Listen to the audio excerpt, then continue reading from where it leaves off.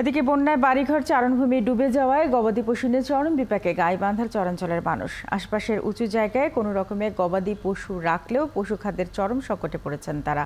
চারণভূমি এখনও তলিয়ে থাকায় ও পানিতে খড় নষ্ট হওয়ায় পশুর খাবার মিলছে না। ত্রাণ সহায়তা হিসেবে পশু খাদ্যের ব্যবস্থা করার দাবি জানিয়েছেন তারা। শামীম আল শামুর তথ্য ও ছবিতে প্রতিবেদন। গাইবান্ধার ব্রহ্মপুত্র নদের বিভিন্ন চরের বাসিন্দাদের জীবিকার অন্যতম প্রধান মাধ্যম গবাদি পশু। এবার বন্যায় গবাদি পশু নিয়ে নাজেহাল তারা। বন্যার পানি কমায় বাড়িঘর থেকে পানি নামলেও গবাদি পশুর চারণভূমি ডুবে যাওয়ায় বিপাকে চরের মানুষ। এখন জন্ম সনদ দিয়ে খোলো বিকাশ স্টুডেন্ট অ্যাকাউন্ট। নিজের বিকাশ নিজে কর। ব্রহ্মপুত্র নদের বিভিন্ন চরের বাসিন্দাদের জীবিকার অন্যতম প্রধান মাধ্যম গবাদি পশু। এবার বন্যায় গবাদি পশু নিয়ে নাজেহাল তারা। বন্যার পানি কমায় বাড়িঘর থেকে পানি নামলেও গবাদি পশুর চারণভূমি ডুবে যাওয়ায় বিপাকে চরের মানুষ।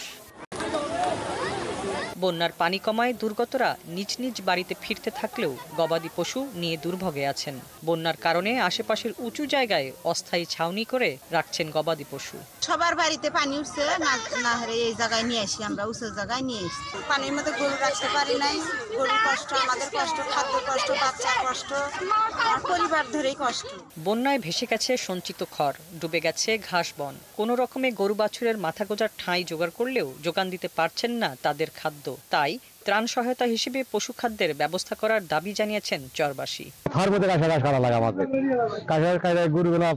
খুব কষ্টে আছে বা আমরা খুব কষ্টে আছি। আমার গরুর খাওয়ার জন্য একটা ব্যবস্থা সরকারের কাছে আমরা ব্যবস্থা চাইতেছি। সরকারের কাছে আমাদের করার অনুরোধ যে আমাদের মানুষের পাশাপাশি একটু গরু ছাগলেরও যেন খাবারের যোগান দান করে। বন্যার কারণে উঁচু জায়গায় আশ্রয় নেওয়া গবাদি পশুগুলো যেন খাবার পায় সে ব্যাপারে পদক্ষেপ নেওয়ার আশ্বাস দিলেন স্থানীয় সংসদ সদস্য। সেখানে প্রাণীরা আশ্রয় নিয়েছে, গরু, ছাগল, হাঁস, মুরগি, এবং তাদের খাদ্যের একটু সংকট হয়, এটাও অস্বীকার করার কোনো উপায় নেই। পরিবারের পক্ষ থেকে স্থানীয়ভাবেও তারা অ্যারেঞ্জ করছেন।